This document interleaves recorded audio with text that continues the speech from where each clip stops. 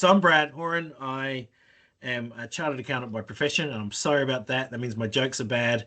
It means that I repel people with my personality, but I'll do my best to keep it interesting. Yeah, I'm in business because I want to, make some money and, have time with the family instead of just working my butt off for nothing. That's good. And there's obviously a better way of doing things than I am. And I don't know if it's what I'm charging or what's happening, but I just don't see. I've been in business for 8 years. And I just not got on top of things. So let's assume that this is growth and this is flexibility. And then if we were to sort of draw a line through the middle, and we'd say that, this is our profit growth framework, and this is a broader framework. And when we're working on this, we're looking at scaling a business. So how do you grow? But there's different stages, right? So the first stage is getting money in the door. And that's, really important because money helps us do other things, right? So we get a bit of money in and we can hang out here and we can pay some bills. When we get a bit more money in, we start to be able to get to a point of being able to add some time.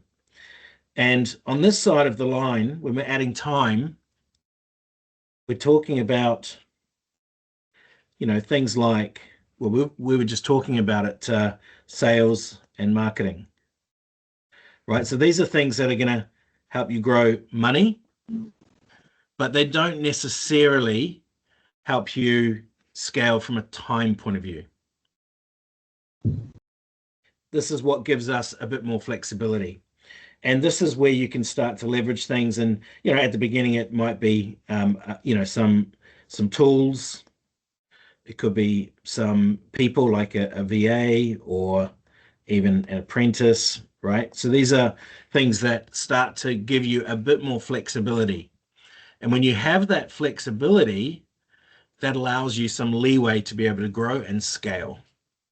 So in this session that we're doing over the next 10 weeks, what we're trying to focus on is this bit here where we're going to get some more money, and we're aiming for at least 30% more profit, net profit. We can't do everything at once, right? We need to, things take time and energy. And so what we end up with is a slightly different picture, something like this. We have milestones. So this is the boost your bank balance in here.